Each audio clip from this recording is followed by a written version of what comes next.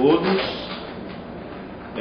Meu nome é Igor Tavares da Silva Chaves, sou médico de família e comunidade, formado pela Universidade Federal de Santa Catarina, fiz residência médica também pela Universidade Federal de Santa Catarina e hoje estou como debatedor para a gente discutir a participação comunitária e estratégias de aproximação.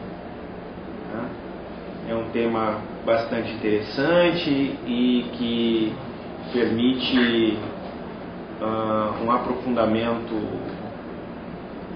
filosófico do ponto de vista de relacionamento com a PS, bastante interessante. Acho que a gente vai conseguir discutir várias coisas bacanas, vamos poder ter um diálogo bacana e produtivo para o nosso trabalho no cotidiano da atenção primária. Preparando essa apresentação, eu pensei em trazer algum material teórico. Então fiz uma revisão bibliográfica. Além da minha experiência, eu trabalhei em cima de 3 artigos recentes, bastante interessantes, que eu coloquei a referência bibliográfica na tela, se vocês quiserem acompanhar. Então, trabalhei em cima de gestão participativa e corresponsabilidade em saúde, limites e possibilidades no âmbito da estratégia de saúde da família, e saiu na revista Interface em 2009. Esse trabalho interessante porque ele foi realizado no município de Santa Catarina, não me lembro qual agora. O outro artigo que nós trabalhamos é a participação popular e o controle social em saúde, desafios da estratégia de saúde da família. Também um artigo bem recente, de 2010, da revista Physis, que é do Rio de Janeiro. Esse artigo tenta trabalhar um contexto mais amplo, né? Sempre linkado com a estratégia de saúde da família e os desafios da atualidade nesse contexto. E por último, um artigo de 2012, da Maria Inês Souza Bravo, Maria Valéria Costa Correia, que intitula-se Os Desafios do Controle Social na Atualidade. Esse é um artigo bem pesado politicamente, que traz uma crítica ao movimento de contra-reforma, que vem no sentido de privatização da saúde, traz um debate gramsciano para o cenário de discussão, bastante interessante o debate. Esse talvez seja o artigo que eu não consiga dar conta nesse debate, mas que vai ter alguns elementos que eu vou estar trazendo aqui, que eu acho que podem contribuir.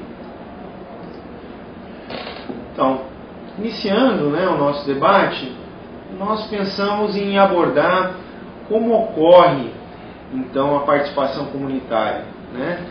O maior medo quando a gente trabalha, quando a gente discute a questão de participação comunitária, é a agressividade dos usuários, a forma que esses usuários vão dialogar com as unidades. Quando a gente escuta, quando a gente dá a voz ativa, muitas vezes nós tememos um movimento de protesto, de fiscalização, um movimento de cobrança aos trabalhadores. E isso, de certa forma, faz uma primeira barreira para nós trabalharmos as estratégias de participação comunitária.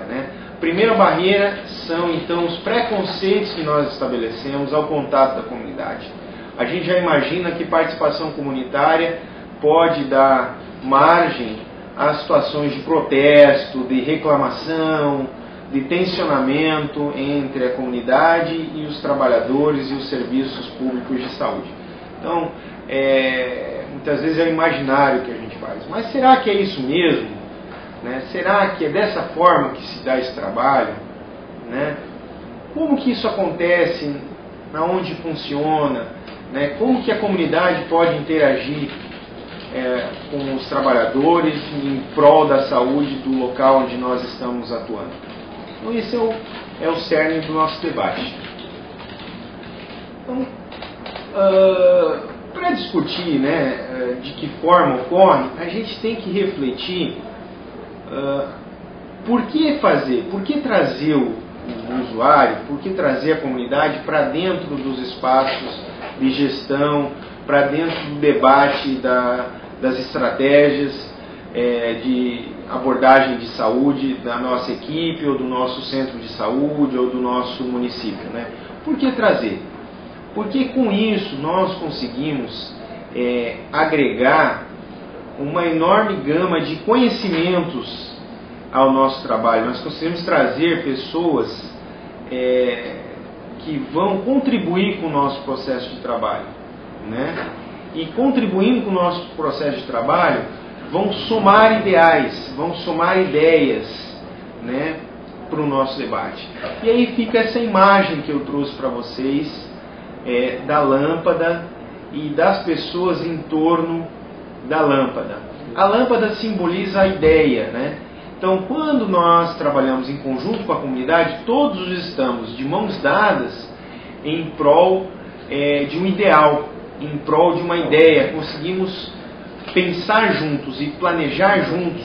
Isso gera uma maior reflexão e uma maior potencialidade. A gente deixa de ter uma ação bipolar, uma ação antagônica entre a estrutura do serviço de saúde e o usuário, e passa a ter uma união, passa a ter um processo conjunto, coletivo, de geração de saúde e de geração de projetos terapêuticos, né? Então,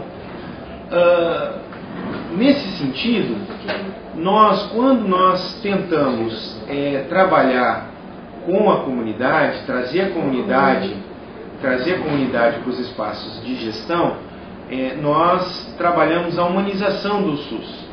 Nós trabalhamos com a democratização das decisões no SUS, né? Nós compartilhamos o poder, né? Nós trabalhamos com a perspectiva de compartilhamento de poder. Nós promovemos a autonomia do usuário, ou seja, esse usuário ele fica empoderado, ele se torna sujeito do seu processo de saúde, ele se torna sujeito do processo de atenção. Ele torna-se mais um colaborador com o serviço de saúde, né? E não uma pessoa simplesmente que usa e de forma não refletida, não pensada, né? Nós também saímos então da postura passiva e caminhamos no sentido de uma postura ativa no nosso trabalho com a comunidade. Então, quando a gente discute participação popular, a primeira coisa que vem à nossa mente, ou pelo menos dentro do movimento de reforma sanitária, dentro de trabalhadores engajados, é a discussão de controle social, né? Controle social surge, esse termo controle social na saúde, ele surge principalmente após a democratização, o processo de democratização nacional, após a ditadura militar, em que se propõe poder para a sociedade civil organizada de intervir no Estado, que antes não era permitido, passa a ser algo desejado, passa a ser algo articulado, e que depois vai agregar na Constituição de 88, com o surgimento da lei que propõe participação comunitária como eixo estruturante do Sistema Único de Saúde na forma do controle social. Que esse controle social vai expressar o poder, então, da sociedade, né, sob o Estado. Essa é a perspectiva de controle social que nós temos, nós trazemos dentro do debate de hoje, tá? Bom, o controle social, ele se dá na forma de conferências de saúde e conselhos de saúde, né? Os conselhos de saúde, assim como as conferências, eles têm uma estrutura nacional. Então nós temos a Conferência Nacional de Saúde, nós temos o Conselho Nacional de Saúde. Eles se dão numa estrutura estadual, e aí nós temos a Conferência Estadual de Saúde e o Conselho Estadual de Saúde.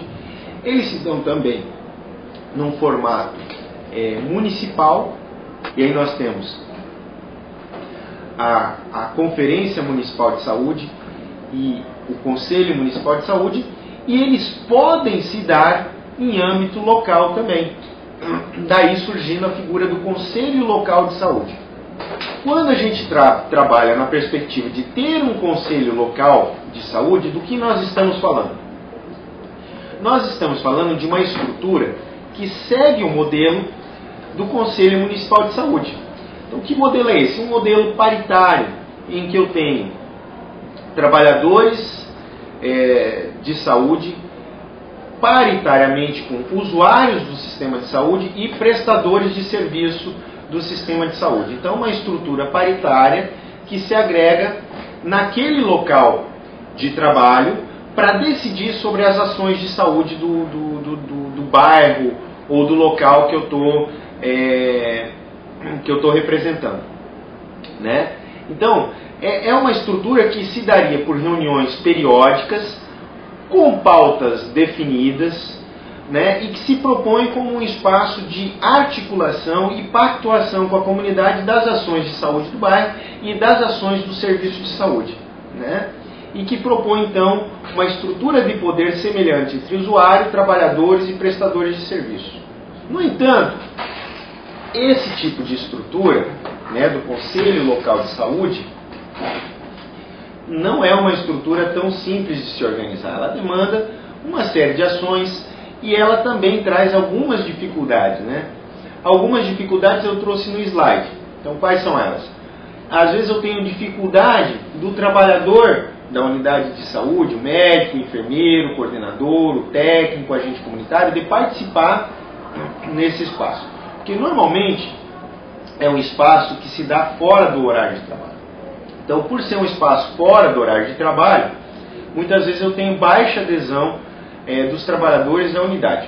Por outro lado, se eu tenho esse espaço dentro do horário de trabalho, eu posso ter uma dificuldade da própria comunidade participar. Então, eu posso ter como uma das dificuldades a baixa participação popular. Outra dificuldade que nós podemos ter são lideranças pouco representativas, né? São aquelas lideranças que vão para o conselho representar os seus interesses e não os interesses da comunidade, né?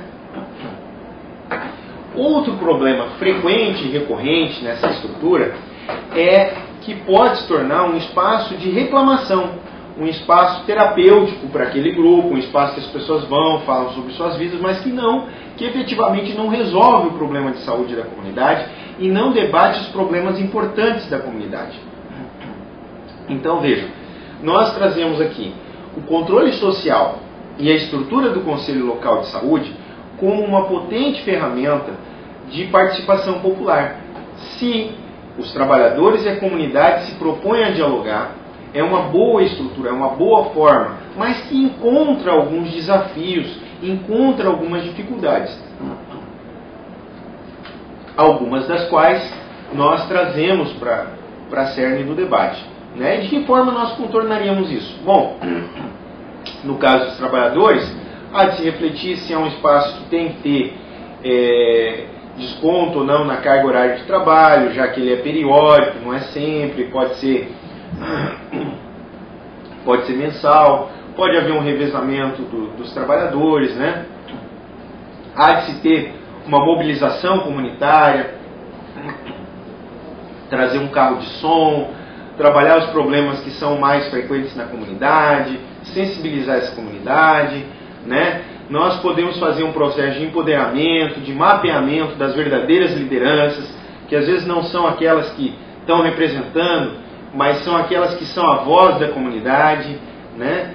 E também trabalhar o que é um conselho de saúde, que espaço é esse, para que serve, para que não seja um espaço meramente de reclamação. Embora há necessidade de se ter momentos de reclamação e espaços de reclamação para que a comunidade também possa ter voz ativa no seu processo de cuidado. Bom, gente, quando a gente vai pensar em contribuir com a participação comunitária na unidade, quais são os primeiros passos se nós entendemos que é algo positivo, se nós entendemos que vai contribuir com o nosso trabalho, porque vai promover a autonomia do usuário, vai promover uma gestão compartilhada, uma divisão de responsabilidade, né? Vai contribuir com os nossos processos, porque vai encontrar parceiros, aliados no processo terapêutico. Então, se eu entendo que é positivo, que é bacana, que é legal, quais são os passos que nós devemos seguir? Mas antes, gente, se a resposta for, olha, não há sensibilização, dos trabalhadores aqui da unidade, porque as pessoas não acham que isso é importante. Então, antes, tem que se ter uma conversa entre os trabalhadores, né? E discutir, olha, seria importante, contribuiria com o nosso processo, né? Discutir, estudar, fazer uma reflexão coletiva entre os trabalhadores e tentar enxergar quais seriam os pontos positivos se ouvir a comunidade, se manter um canal aberto, né? Porque, vejam, e evitar aquele bafão, né? E evitar situações de violência, de agressão, ia estabelecer um vínculo, uma cumplicidade com a comunidade, ia facilitar as redes de cuidado, né? Ia facilitar a comunicação do centro de saúde com a comunidade. Então ia facilitar uma série de debates com a comunidade, uma série de ações que são de nossa atribuição. Então, se eu tenho isso sensibilizado, qual o segundo passo, que aqui eu trago como primeiro, mas a partir da sensibilização, então, seriam os primeiros passos. A partir da sensibilização dos trabalhadores, quais são os primeiros passos? Então, primeira coisa, conhecer a realidade, né? Eu tenho que saber de quem eu estou falando, de que território eu estou falando. Se é uma comunidade de idosos, se é de jovens, se é de escolares, se a população é instruída, se tem baixa renda, se tem alta renda. Então, de quem eu estou falando? Com quem eu estou dialogando? Quais as crenças religiosas dessa comunidade? Quais são os espaços de organização civil dessa comunidade? Quais são as organizações não governamentais presentes? Então, quem são essas pessoas que eu estou dialogando, né? Então, ao enxergar aqui de quem eu estou falando, de que espaço eu estou falando, eu tenho que discutir, então, eu tenho que descobrir quem são as lideranças. E liderança não é aquela pessoa que escreve num crachá liderança. Não é o presidente do conselho. Muitas vezes não é ele.